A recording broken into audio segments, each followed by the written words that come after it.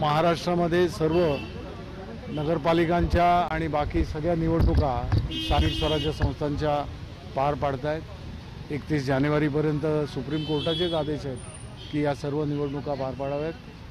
आम्ही अर्जन्सीचं हे केलं होतं, परंतु कोर्टाने ते विचारात घेतलं। मागणी होती की लोकल बॉडी इलेक्शनच्या पार्श्वभूमीवर लवकरात लवकर निर्णय व्हावा। कोर्ट का डिले करते? मला वाटतं आता त्याची पुढची विचारणा आपण केली तर मला वाटतं खुलासा घ्या, ते सुद्धा कधी ना कधी आता बाहेर पडतील।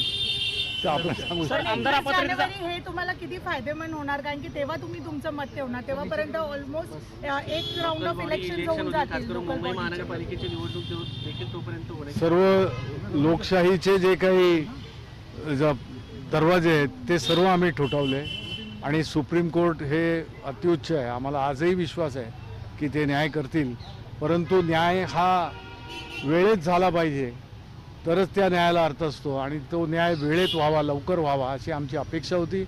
परंतु आज त्यांनी दिलेलं 21 तारीख ही शेवटी आपल्याजवळ दुसरा काय पर्याय नसतो। माननीय सुप्रीम कोर्टाला ज्याप्रमाणे त्यांना वाटलं त्याप्रमाणे त्यांनी दिलेली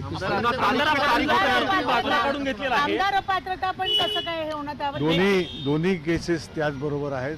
पण आम्हाला सगळ्यात अगोदर जे चिन्ह आणि पक्षाचं नाव यासाठीचं आमचा जो आग्रह होता किंवा याच्यावर या विषयाचं गांभीर्य ओळखून सुप्रीम कोर्टाने याच्यावर निर्णय अगोदर द्यावा, ते टॅग केलं।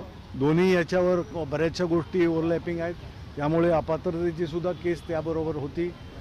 पण या दोन्हीपैकी कुठचंही झालेलं नाही। 21 जानेवारी अपात्रतेच्या केसमध्ये तुम्ही जी अवमान याचिका दाखल केलेली होती ती तुम्ही मागे घेतलेली आहे का? नेमकं पक्षाच्या वतीने कंटेम्प्टच्या बाबतीमध्ये, कारण हे विषय झाले की आपोआप बाकीच्या सगळ्या गोष्टी येतात। आपण जर त्याचा अभ्यास केला तर कळेल तुम्हाला की अपात्रतेची केस आणि महत्त्वाची सिंबलची केस म्हणजे चिन्ह आणि पक्षाचं नाव हे जर त्याची सुनावणी होऊन निर्णय आला असता अपेक्षित वेळेमध्ये तर त्या गोष्टीला एक वेगळा अर्थ असता।